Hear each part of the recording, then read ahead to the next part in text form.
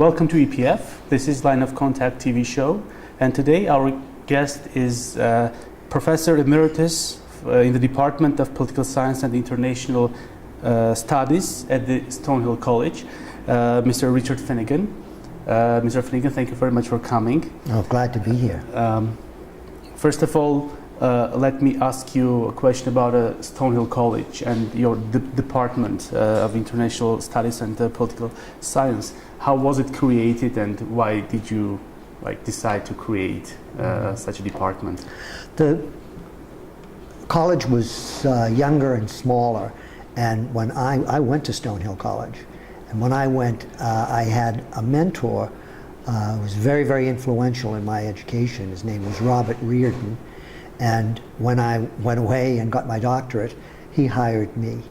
And so the department sort of started from that nucleus. And then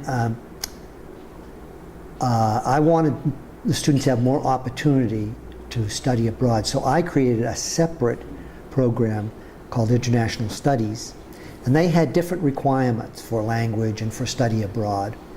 And when, after about many years, many more people entered the department, Anna Ohanian came to the department, we realized that it was best to combine those two programs for mentoring, advising, some logistical reasons, bureaucratic reasons. At any rate, that's how it ultimately ended up being political science and international studies.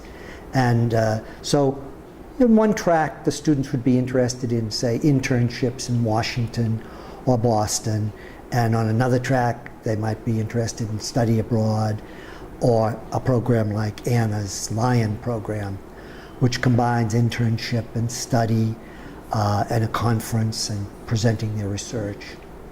So we've just reached out further and further geographically and in terms of the depth of the students' experience. You're in Armenia to be present at a conference, international conference focused on international security, and which also Stonehill College is part of. Why do you think this conference is important? Well, I think it's important for a couple of reasons. One is Professor Ohanian focuses on young scholars, and they're presenting their research, while there are other professors from Armenia and other universities. Still, the focus is on student research, some graduate students, some undergraduate students. So it allows them to, one, bring that kind of focus to their research, and then two, present it to others so that they can listen, discuss, and hopefully everyone learns from this process.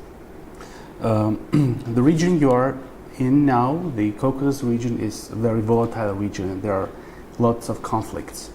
And Armenia has its own conflict, Armenia and Karabakh with Azerbaijan. And it's very interesting to have the perspective from an academic who has dealt with a conflict in Northern Ireland. And there are many lessons to be learned for this region and for our countries. So my first question about Northern Ireland conflict would be, why do you think the resolution of conflict succeeded? What were the main factors that led to the Good Friday Agreement in 1998? Because there's a big amount of history behind this, and very bloody and very violent history. So what, in your opinion, were the main factors that led to the signing of the agreement? There were internal factors and external factors. So let's start with the internal. It took a long time for the Unionists, the parties that were committed to staying united with Great Britain, to realize that they could no longer win by becoming more and more stubborn, more and more absolute. One of their original slogans was "No surrender," and they acted that way. So they were in a position for a very long time to be the tail that wagged London, the dog of London. And then, within their own political context, it was most advantageous politically to take the most extreme position. So there was an agreement in 1984, the Anglo-Irish Agreement, that laid out, of the Forum for a New Ireland, laid out some of the issues about Ireland, Northern Ireland, and its future. And the Anglo-Irish Agreement, that then Ireland and Dublin and London signed an agreement as a treaty, and it was the first time that the Unionists found that they hadn't controlled the path of the conflict and the path of the politics, that Dublin and London had gone over their heads. They acted as if they always did, that is, they resisted, they wouldn't take their seats in Parliament, but it didn't work.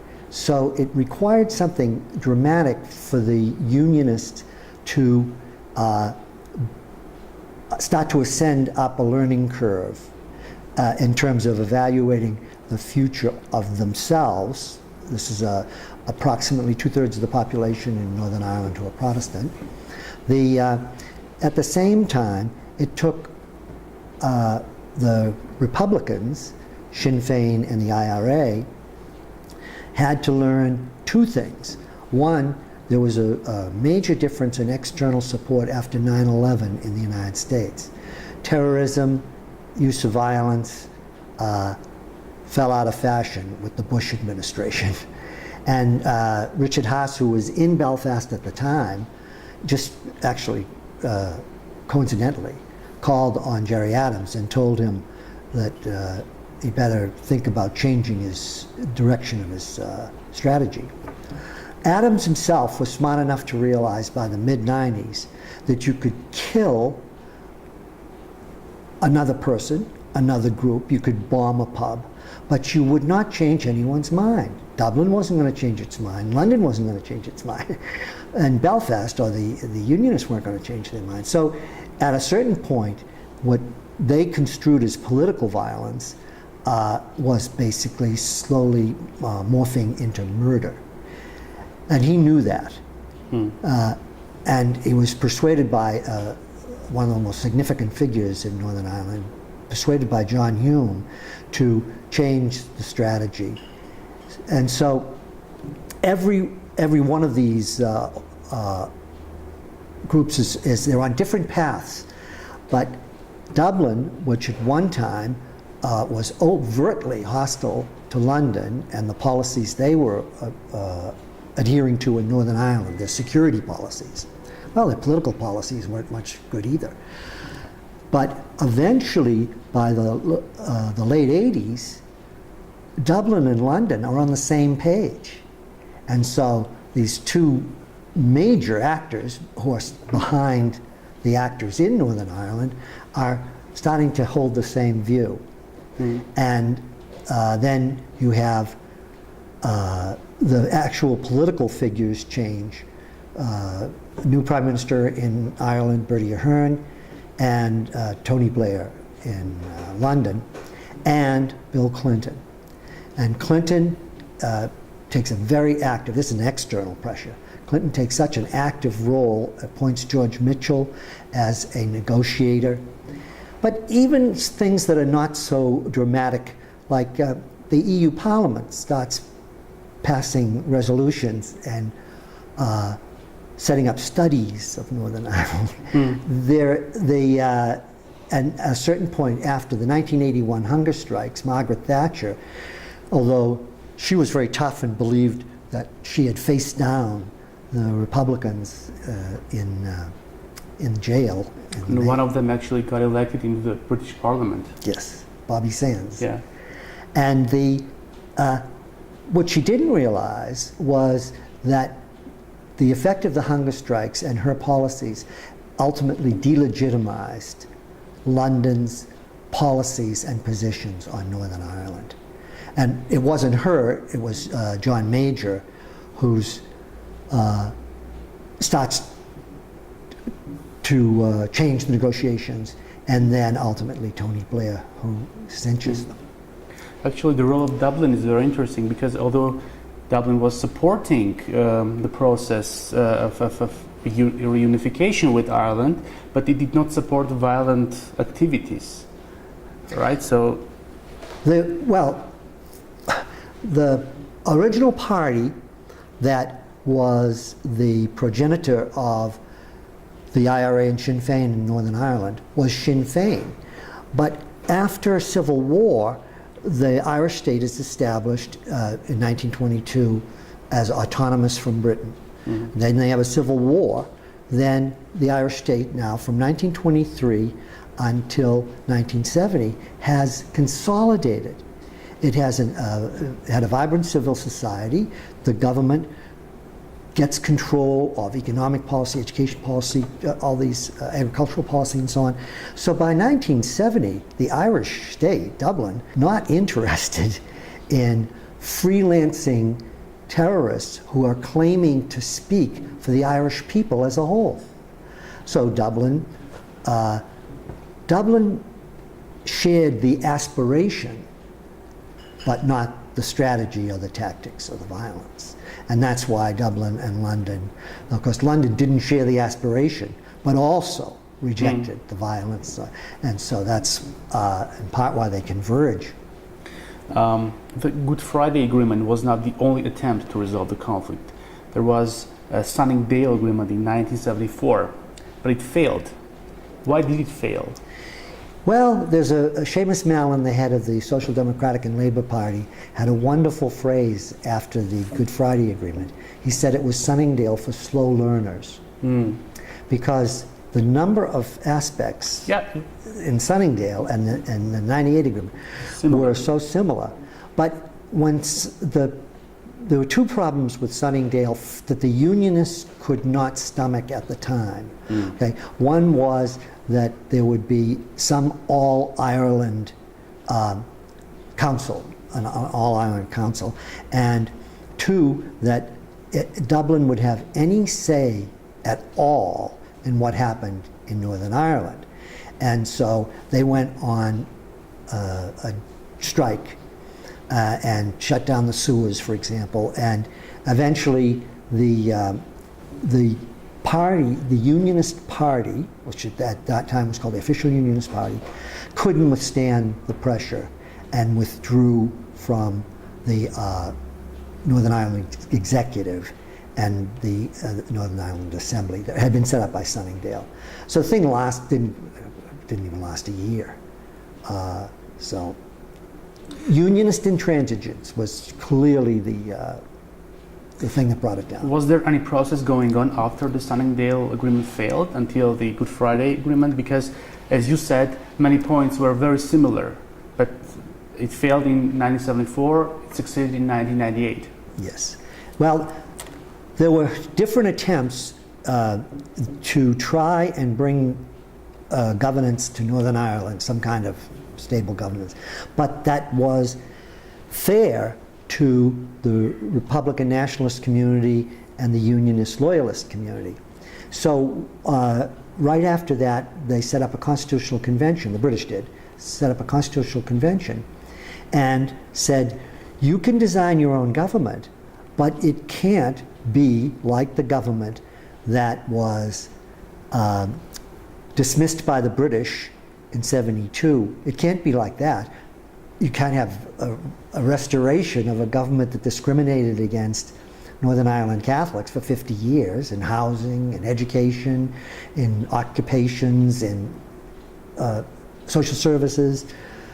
Every way, you know, we're not going to let you put that back together again. So the Unionist position at the time was we're not going to accept anything but a restoration of that Stormont government. And of course, the Nationalists are saying that's not going to go, and the British are saying that's not going to go. So the Constitutional Convention was a failure. And then the British tried to direct rule, of course, because every time something fails, the British are running it directly. Then they tried Ulsterization, in which they would remove some of their troops, have expand local paramilitary and police, and treat the things the IRA were doing as crimes, not as political activity. And Ulsterization failed, and they tried rolling devolution. Rolling devolution meant we'll put together an assembly that has no power, but every time you can get a 2/3 vote, which means you'd have to have both communities, you can get that power back. So if they could agree, 2/3 vote to take over, say, agricultural policy or tourism policy or whatever, then London would give it back. So it was rolling devolution. And the Catholic nationalist community, the SDLP party, said, you know, you were willing to give us power, sharing power in Sunningdale, and now you want us to participate in assemblies that have no power.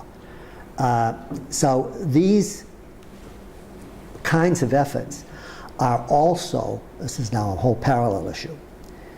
The security policy of the British was very tough, and the security policy of the Royal Ulster Constabulary was.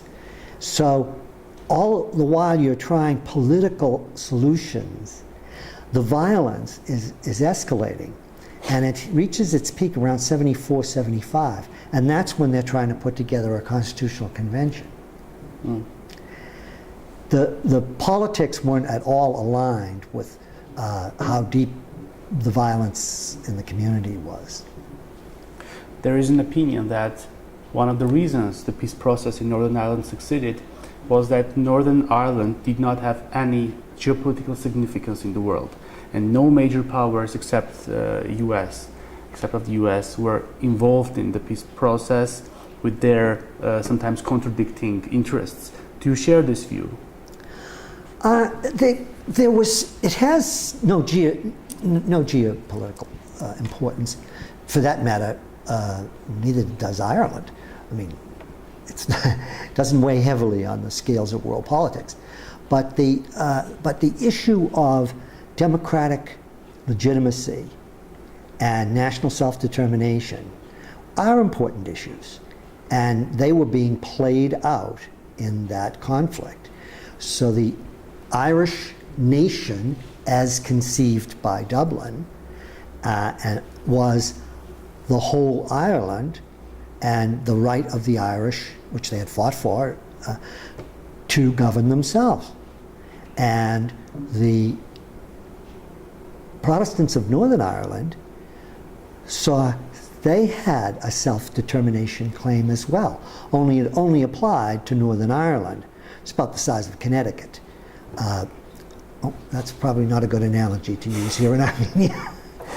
But so you had this, then you had the Catholic nationalist community in Northern Ireland. So you have the problem of dual minorities. The Catholics of Northern Ireland, nationalist, feeling as an oppressed minority. The Ulster Protestants, 1 out of every 5, that is, say 20% of the whole Ireland, feeling that they are threatened as an oppressed minority. And so how do you create consensual governing institutions? So it was an important question, though not important geopolitically. Why this question is important in this part of the world and for Armenia? Because many people perceive the conflict in Nagorno-Karabakh as part of a bigger geopolitical game where Russia is involved, US is involved, Europe is involved, and that's why they think this conflict is not going to be solved ever, because these big powers are not going to have consensus on Karabakh, on how it's going to be solved. So that's why I asked the question about geopolitical significance of Northern Ireland. Yeah. At a certain point, and it's not emphasized enough, I think, at a certain point, the British Northern Secretary says, we have no strategic or geopolitical interests in Northern Ireland. It can determine its own future if a majority of the people in Northern Ireland choose to do so. Now, that's rather dramatic, actually, to that a government would say, you can change your mind, and unite with Ireland. And that's part of the 1998 agreement, that if a majority of the people of Northern Ireland. So in a paper I wrote being critical of the Northern Ireland peace process, said a lot of this might have happened anyway. Catholics were 1/3 of Northern Ireland when the conflict began in 1969, 1970. They are now almost half. The school children in Northern Ireland, Catholic school children outnumber Protestant school children by like 25,000. The demographics were going to change anyway. They both joined the European Union, same time, 1973. The European Union was designed to tear down that boundary, as a matter of European Union general goals. And so often, while they're both in the European Union, they're using 19th century sovereignty language about borders. And one of the politicians in Northern Ireland actually said, Ireland fought so long for independence only to give it to Brussels. Yes, yes. And they would be, that would be more on the nationalist side. Yeah. The Irish were in '73 and have been ever since, except for one vote on Nice and one vote on Lisbon, have been pretty pro-European. And if that had been an island-wide referendum, the Irish would have voted to stay in the European Union, the Republic of Ireland. I think it was a unionist politician being sarcastic about aspirations of Ireland with European Union. Oh, yeah. In your opinion, how important were the democratic traditions, democratic processes and institutions in resolving the conflict and in transforming the conflict? This is also a very important issue for Armenia, because many people also say that unless we have full democracies in Armenia and Azerbaijan, conflict in Nagorno-Karabakh cannot be resolved. What is your take on that? I think it's very important. Even as the British were trying to deal with the conflict, they were doing so through democratic processes. Like they would hold an election for another assembly, and they would resolve issues through the courts. And there's a vigorous independent media in Northern Ireland, which of course tends to echo each community, but nevertheless, there were people believed. The only people who didn't believe in democratic processes was the IRA, which said that we should change the status of Northern Ireland through violence, and they had the sense that if they did enough of it, the British would withdraw. The British wouldn't withdraw, and this also goes back to Ireland, the Republic of Ireland. When it became independent or autonomous, it was not a sure thing that Ireland would have a democratic government. The 20s and 30s, remember, we had Portugal, Spain, and fascism wasn't such a dirty word then. Germany. And and the IRA had that same kind of, at the time, Sinn Féin had that same kind of, they and they alone know what the destiny of the nation is, and don't get in the way. But that ultimately was resolved in the Free State of Ireland through elections. The long-term political culture of Ireland had been built by the British, and they had been participating in elections since the end of the 19th century. One more very relevant question for Armenia and the Karabakh issue is the difference between conflict transformation and conflict resolution. We use these terms interchangeably in Armenia, but we at DPF, we try to bring a clear distinction between those terms, because in our opinion, it's conflict transformation that comes first. Conflict resolution is much more, it's a long-term endeavor. We should transform the conflict first to make people, let's say, talk to one another, to make the other side human again. So do you think there is this distinction in Northern Ireland as well? And is there a conflict, is conflict resolved, or it's just transformed into other manifestations, let's say? Well, I couldn't agree more with the first observation. One of the ways the Treaty of the Agreement of 1998 succeeded was by putting aside a lot of very serious issues, like release of prisoners and disarmament of the IRA, the police force, the name of the police force, and police powers, and judicial power. They were actually put aside, and what was put in place was structures. And I knew from personal experience that some members of the Democratic Unionist Party, DUP, wouldn't stay in the same room with members of Sinn Féin. By the time the peace process came about, they all knew each other, all talked to each other. We'd take a break and have coffee together. Not even that simple change, you know.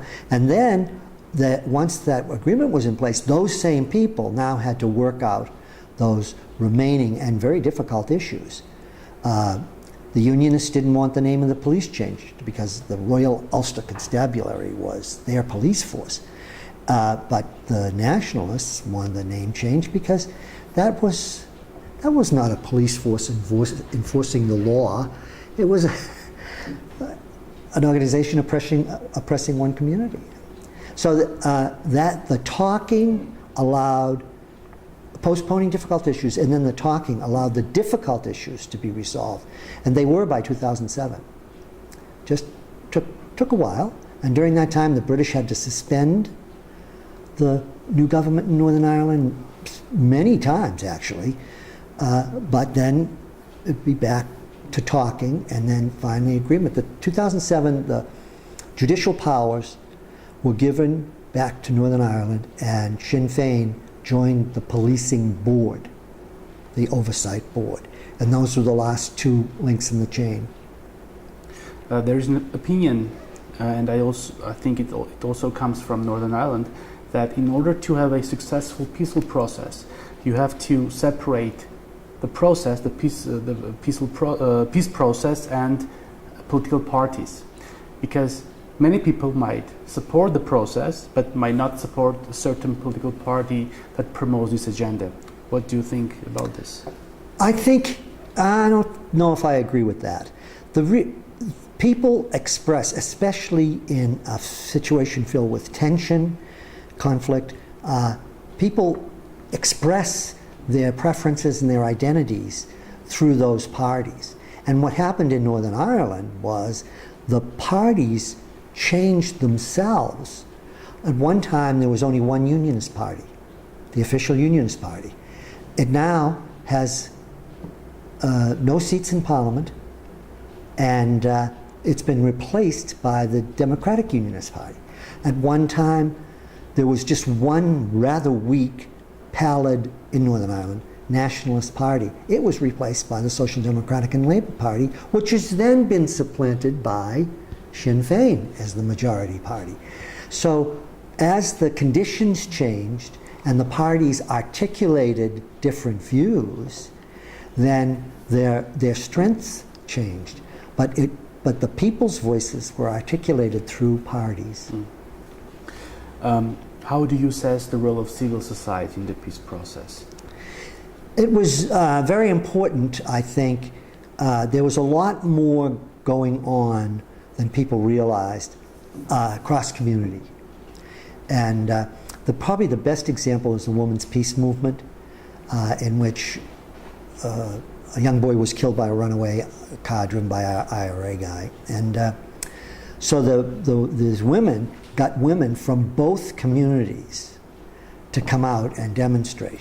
And then that exploded into women from all over Ireland and demonstrations in London, and eventually they were awarded the Nobel Peace Prize.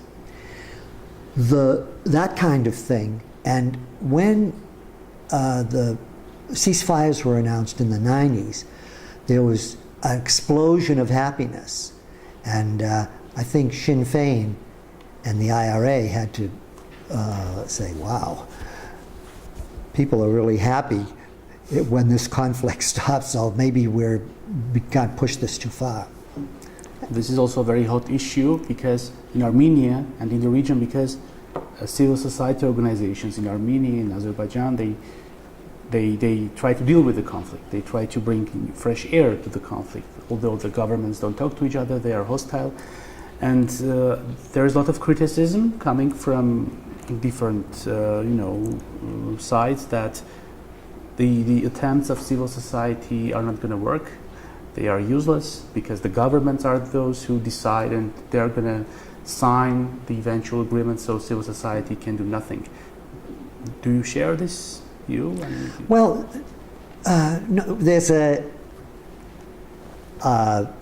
old theory of integration called functionalism, and it says that if you start cooperating over fixing up the railroad lines between two countries so the tracks meet, then those bureaucrats develop a common language. And then when you try to cooperate on rivers, you have built a kind of capacity for dialogue, cooperation, and so on these functions. Now, some of those functions are less political than others.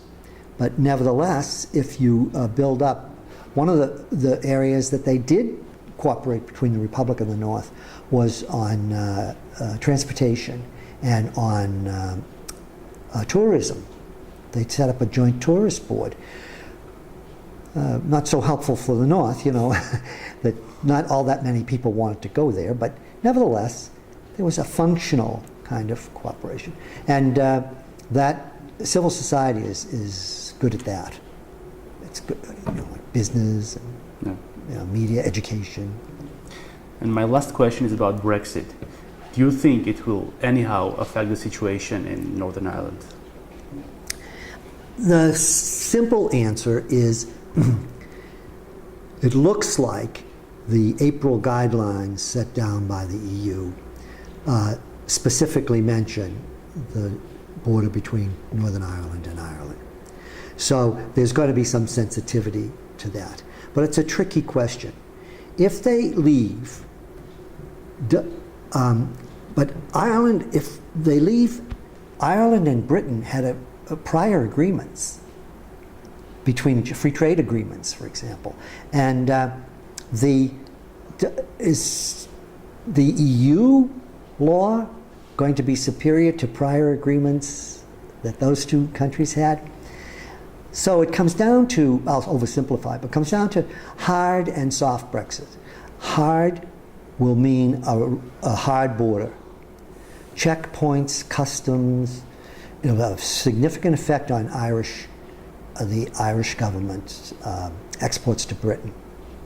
Soft Brexit, which you stay in the customs union, actually, and then probably some minor adjustments around prior agreements between Britain and Ireland and Northern Ireland, like the 1998 agreement, then you will not foster.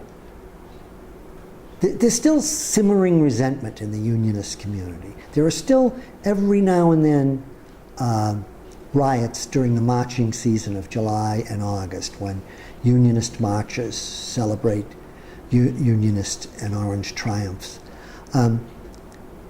There's been a small layer of limited violence by splinter IRA groups. But a soft Brexit would not trigger that into flaring up. A hard one could do so, I think. It would be back to the old border issues and the unionists and the claim to being the unionists in Britain would be strengthened. And so it could have those psychological effects, have a lot more other effects too. It's if, for example, they can't negotiate an agreement that all the rest of the EU members are willing to sign off on, and Parliament, and they just walk away, then it's really serious and seriously bad for the Republic of Ireland. Professor Finnegan, thank you very much for a very interesting conversation. This was EPF's Line of Contact talk show. Be well, see you soon.